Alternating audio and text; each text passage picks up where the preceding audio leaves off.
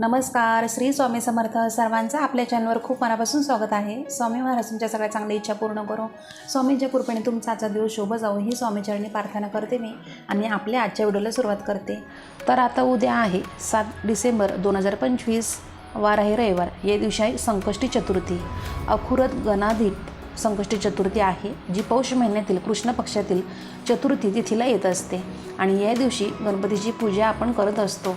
आणि सर्वात महत्त्वाची खास गोष्ट म्हणजे की 2025मधली शेवटची संकष्टीच असणार आहे.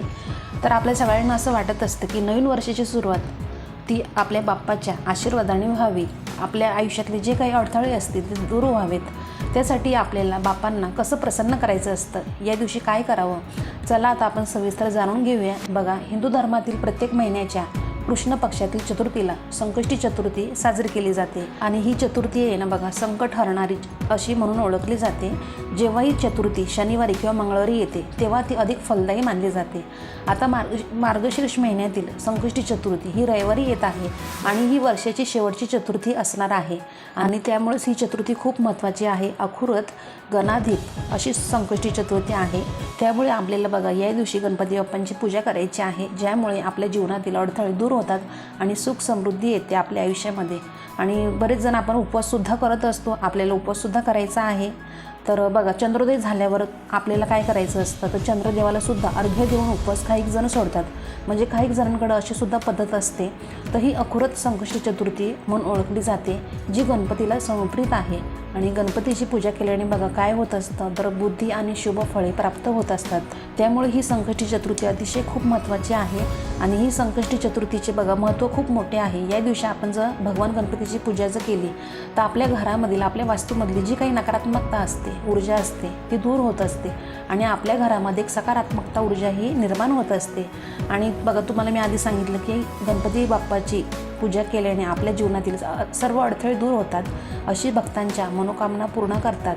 कोणतीही आपले कठीण कितीही मोठी इच्छा असू द्या तरी ती आपली पूर्ण होते. तर हे गणाधिप संकष्टीचे हे व्रत सूर्योदयापासूनच सुरू होते आणि चंद्रदर्शन झाल्यावरच पूर्ण होते.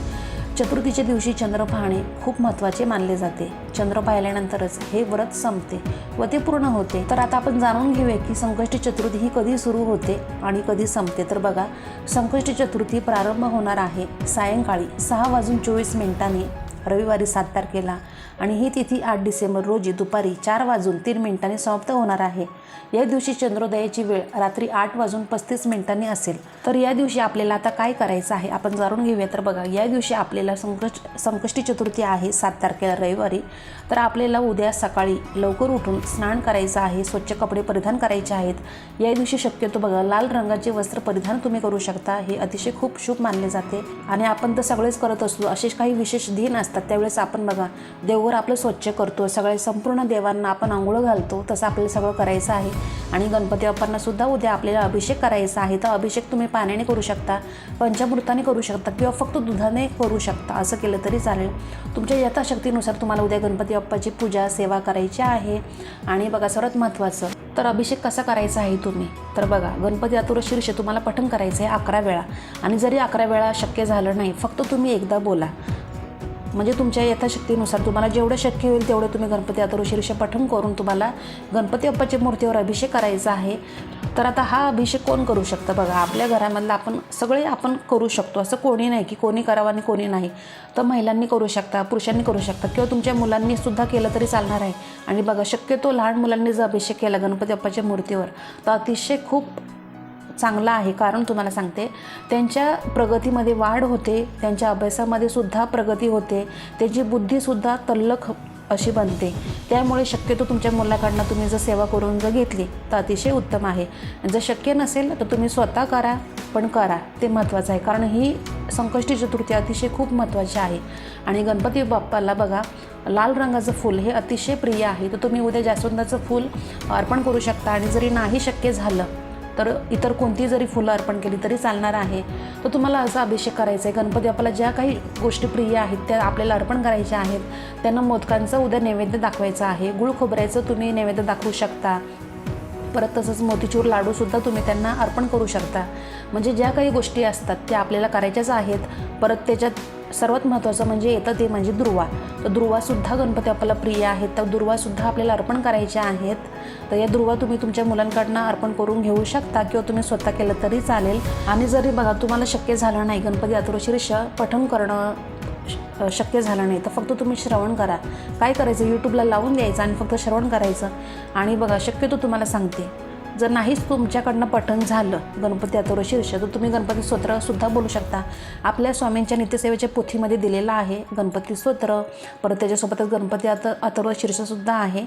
तर तुम्हाला शक्य झालं तर तुम्ही बोला, आणि जरी नाही शक्य झालं तर फक्त तुम्ही एक मंत्र बोलायचा आहे. हा मंत्र असा आहे तो म्हणजे ओम गण गणपते नमः, ओम गण गणपते नमः. हा मंत्र तुम्ही बोलू शकता, किंवा अजून एक मंत्र तुम्हाला सांगते तो सुद्धा तुम्ही बोलू शकता. तर हा मंत्र असा आहे, मंगलमूर्ती विघ्नहरा दुरित नाशना कृपा करा, मंगलमूर्ती विघ्नहरा दुरित नाशना कृपा करा. तर हा असा मंत्र दोघांपैकी एक तुम्ही बोलू शकता, ओम गण गणपते नमः किंवा मंगलमूर्ती विघ्नहरा दुरित नाशना कृपा करा. असं बोलून जरी तुम्ही अभिषेक केला गणपती बाप्पाच्या मूर्तीवर तरी चालणार आहे.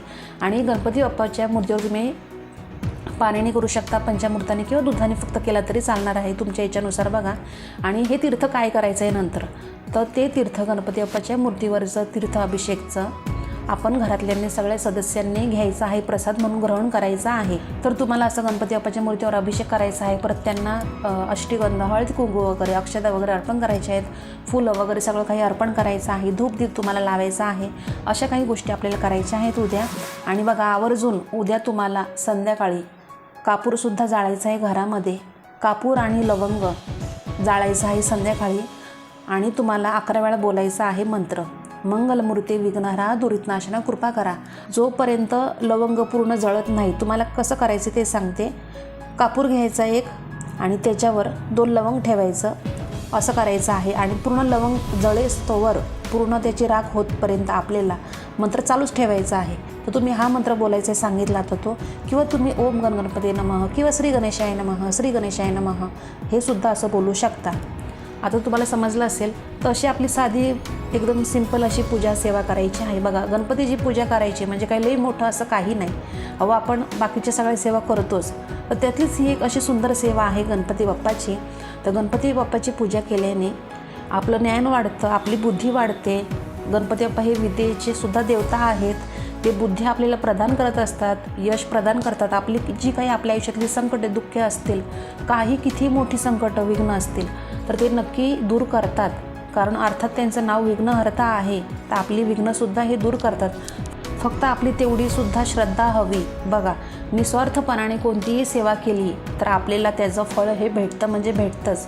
आणि या ज्या काही गोष्टी आपल्या असतात, छोट्या मोठ्या सेवा असतात, त्या आपण कराव्याच. कारण त्यानेसुद्धा आपल्या आयुष्यामध्ये खूप एक छान असा बदल आपल्याला दिसत असतो, अनुभवायला मिळतो. आणि आपल्या घरामध्ये सुद्धा बघा काही निगेटिव्हिटी राहत नाही, सगळी पॉझिटिव्हिटी होते आपल्या. तशीच आपल्या नवऱ्याची प्रगती सुधारते नाही का. त्यांच्यासुद्धा आयुष्यामध्ये ज्या काही गोष्टी असतात, अडथळे असतात, ते नक्की दूर होतात, त्यांचीसुद्धा प्रगती होते. आणि तुमचे मुलंसुद्धा अभ्यासामध्ये हुशार होतात. कारण की बघा प्रत्येक महिन्याच्या संकष्टी चतुर्थीला जर तुम्ही तुमच्या मुलांकडनं गणपती बाप्पाची अशी पूजा सेवा अशी साधी सिंपल अशी करून जर घेतली ना, गणपती अथर्वशीर्ष तुम्ही पठण करून घेतलं तुमच्या मुलांकडनं, किंवा फक्त एखादा मंत्र तुम्ही सांगितलं आणि ते जर बोलले तुमची मुलं मंत्र आणि तसं जर केलं, किंवा तुम्ही फक्त बाजूलाच मुलांच्या बाजूला बसले आणि तुमच्या मुलांकडनं तुम्ही अभिषेक जर करून घेतला, तुम्ही स्वतः मंत्र स्तोत्र सगळं पठण करून फक्त अभिषेक जरी करून घेतला ना, तरी बघा वर्षभरामध्ये तुम्हाला सांगते तुमच्या मुलांमध्ये इतका छान बदल होईल ना, खूप छान बदल होईल. तुम्हाला स्वतः अनुभव येईल. कारण गणपती बाप्पा हे बुद्धीचे देवता आहेत, विद्या प्रदान करतात आपल्याला. कारण की बघा आपल्या सगळ्यांना अशी इच्छा असते ना की माझी ही इच्छा पूर्ण व्हावी, परत माझी ही कामं आहेत ही कधी त्याच्यामध्ये काही अडथळा येऊ नये, माझी सगळी विघ्न दूर व्हावीत, असं आपल्याला प्रत्येकाला वाटतं असतं की आपली प्रगती व्हावी. त्यामुळे बघा गणपती बाप्पाची सेवा अतिशय महत्त्वाची आहे आपल्या आयुष्यामध्ये. त्यामुळे तुम्हाला अशी साधी सिंपल एकदम पूजा सेवा करायची आहे. जरी काही आलं नाही तरी तुम्हाला जे आवडतं एखादं मंत्र स्तोत्र ते तुम्ही पठण करा, पण करा, ते महत्त्वाचं आहे. आणि ही चतुर्थी जी आहे 7 तारखेची उद्याची, तर ही अतिशय महत्त्वाची आहे, प्रभावी आहे. त्यामुळं बघा ही सेवा आवर्जून करायचीच आहे. कारण ही आपली 2025मधली वर्षातली शेवटची संकष्टी चतुर्थी असणार आहे. आणि उद्या तुम्हाला सांगते दिवसभरामध्ये संकष्टी चतुर्थी आहे, तर गणपती बाप्पाची आरतीसुद्धा करायची आहे, लक्षात घ्या. आणि या दिवशी बघा तुम्हाला सांगते आपल्याला काय करायचं आहे, तर आपल्याला चंद्राला सुद्धा अर्घ्य द्यायचं आहे आणि सकाळी आपल्याला सूर्याला अर्घ्य द्यायचंच आहे. सूर्यदेवाची सुद्धा आपल्याला पूजा करायची आहे. नंतर आपल्याला आपलं जे देवघर आहे ते स्वच्छ करायचं आहे. गणपती बाप्पांची सुद्धा आपली जी काही आहे विधिवत पूजा ती करायची आहे. आणि बघा, तुम्हाला सांगितलं मी आधी की 8:35ला म्हणजे 8:35 मिनिटांनी चंद्रोदयाची वेळ ही असणार आहे. तर चंद्रोदयाला आपल्याला अर्घ्यसुद्धा द्यायचं आहे, कारण त्याशिवाय आपली चतुर्थीचं व्रत हे आपल्याला घडणार नाही. तर बघा, तुम्हाला सांगते, चंद्रोदय झाल्यावर चंद्राला अर्घ्य द्यायचं आहे. चंद्राला दूध आणि तीळ हे अर्पण करायचं आहे. आणि या दिवशी शक्यतो कोणत्याही व्यक्तीसोबत तुम्ही भांडण टाळावं. मनामध्ये नकारात्मक विचार असे येऊन द्यायचे नाही. मन शांत ठेवायचं आहे, सकारात्मक ठेवावं. हा दिवस पूर्णतः सात्विक असल्याने मांसाहारसुद्धा मद्यपान सगळं काही हे वर्ज्य करायचं आहे. कारण तुम्हाला सांगितलं की ही वर्षातील शेवटची संकष्टी चतुर्थी असणार आहे. असं मानलं जाते की बघा, वर्षाची शेवटची संकष्टी जशी पार पडते तसेच संपूर्ण नवीन वर्षाची जे ऊर्जा चक्र असतं ते बंद पडतं. मग 2026चं वर्ष बघा, बाप्पाच्या कृपा आशीर्वादाने समाधान आणि विघ्ननाशक शक्तीने चांगलं सुरू व्हावं. तर असं आपल्याला प्रार्थना करायची आहे बाप्पांना. कारण ही छोट्याशा कृतीने बघा, तुमचं नशीब हे बदलू शकतं. तुम्ही सुद्धा संकष्टी चतुर्थीला व्रत करता का नाही करत, पण तुम्हाला याशिवाय आपण जे काही सेवा करतो ते महत्त्वाचे असते. आणि आता सर्वात महत्त्वाचं, तुम्हाला जर समजा इच्छापूर्तीसाठी काही महत्त्वाचे उपाय हे पाहिजे असतील तर मला नक्की तुम्ही कमेंट करा. मग मी त्या संदर्भात व्हिडिओ नक्कीच तुम्हाला शेअर करेल. तर तुम्हाला अशी उपासना करायची आहे, गणपती बाप्पाची पूजाविधी अशी करायची आहे. साधी सिंपल एकदम पूजा सेवा करायची आहे. कारण सेवेला खूप अनन्य असं साधारण महत्त्व आहे. त्यामुळं सेवा आपल्यालाही करायचीच आहे. तर ते तुम्हाला समजलं असेल तर. आणि जरी तुमचे काही प्रश्न असेल, काही समस्या असेल तर आपल्या व्हिडिओच्या कमेंट बॉक्समध्ये कमेंट नक्की करा, मी रिप्लाय देईल. आणि आजचा व्हिडिओ तुम्हाला थोडा तरी आवडला असेल तर आपल्या व्हिडिओला लाईक करा, शेअर करा, जास्तीत जास्त सबस्क्राईब करा अजून केलं नसेल तर. आणि कमेंट करायला मात्र विसरू नका, एक कमेंट नक्की करा. तर आपण दररोज अशाच नवीन व्हिडिओमध्ये भेटत जाऊ. तर आजचा व्हिडिओ मी आपल्या स्वामी समर्थ महाराजांनी रुजू करते आणि इथं सांगते धन्यवाद. श्री स्वामी समर्थ.